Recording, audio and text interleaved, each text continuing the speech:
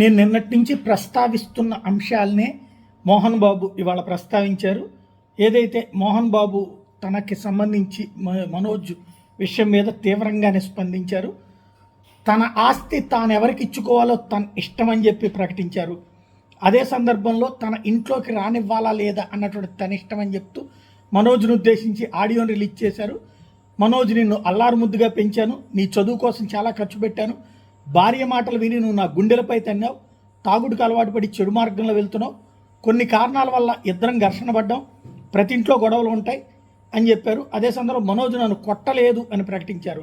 నా ఇంట్లోకి అడుగుపెట్టే అధికారం నీకు లేదు, ఇది నా కష్టార్జితంతో కట్టుకున్న ఇల్లు, రోడ్డుకెక్కి నా పరువు తీసావు, నా ఆస్తులు ఎవరికి ఎంత ఇవ్వాలన్నది నా ఇష్టం, పిల్లలకి ఇస్తానా దాన ధర్మాలు చేస్తానన్నది నా ఇష్టం అని ప్రకటించారు.